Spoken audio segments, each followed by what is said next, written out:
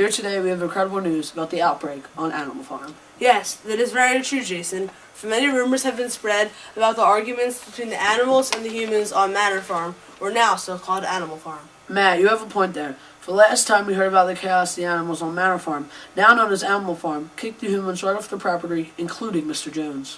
The reasoning for all of this emotional stress between the humans and the animals on Animal Farm is still unknown, but evidently guessing the humans are probably on the animals' last nerve, causing the animals to rebel. In addition, it is heard that the animals on Animal Farm are actually showing a sign of well-thought-out organization and a good sense of civilization.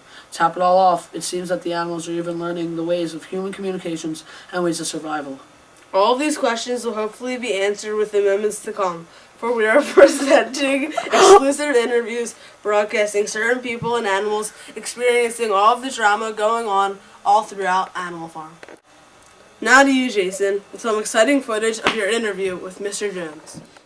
So, Mr. Jones, there are some rumors going around the countryside that the animals took steps toward a rebellion at Manor Farm against you and your men. Can you tell the truth and real story behind this rebellion? Yes, I can.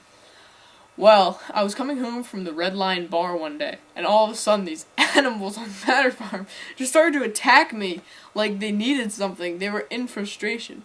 I had no idea, and I still don't know why. They were so ticked off with me. They were screaming, "We are hungry, and why do you not feed us?" I cannot recall doing either of these atrocious acts to my animals.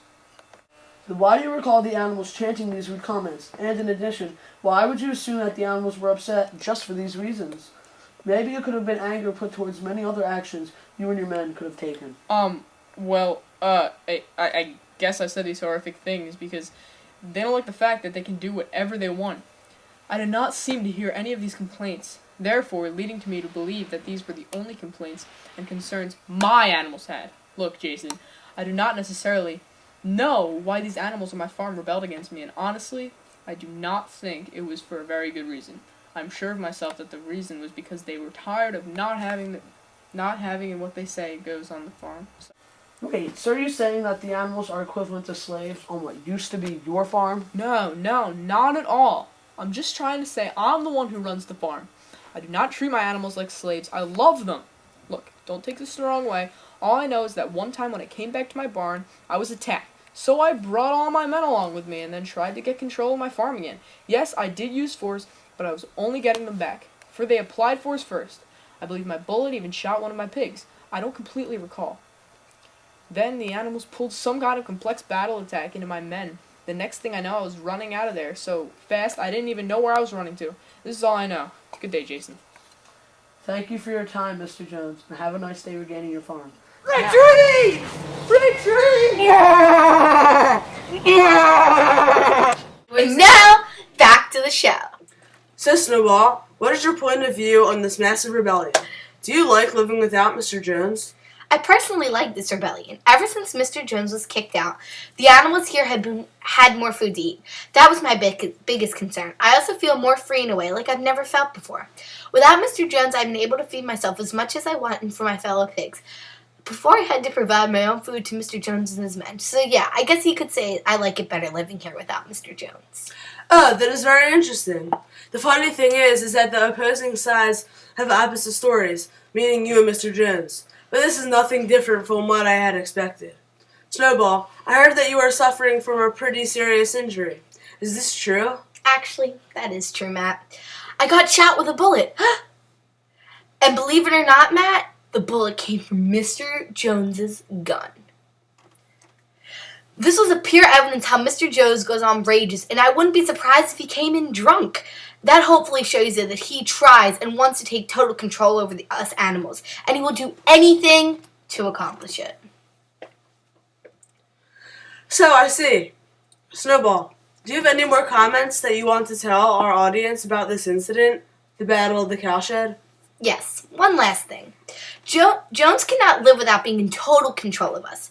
He did what was good for him, not for us. He did like the fact that he did not have the control he didn't like the fact that he didn't have the control he used to have. So he decided to take whatever steps it takes to defeat us. And his men did not succeed though. For our planned tactics ended up defeating the humans, chasing them out of our farm. Thank you for your time, Snowball. You're welcome. I hope you and your family remain in control of your farm.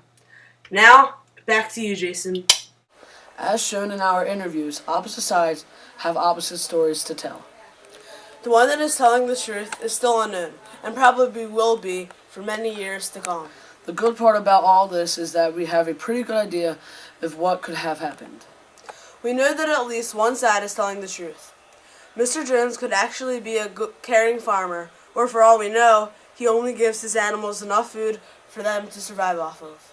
Snowball could have been charging at Jones to gain respect, or to get injured purposely to cover up for all of his and his fellow enemy animals' mistakes.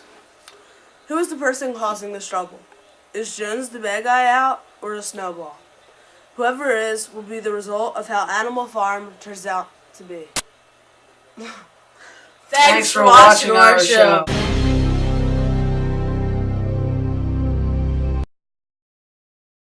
It's true, Jason. No, I don't want you Like, looking down there. obviously- Look down there at the camera, not at me. That is very true. pretty sure Matt, that is very true. I want your chest or in and around my mouth.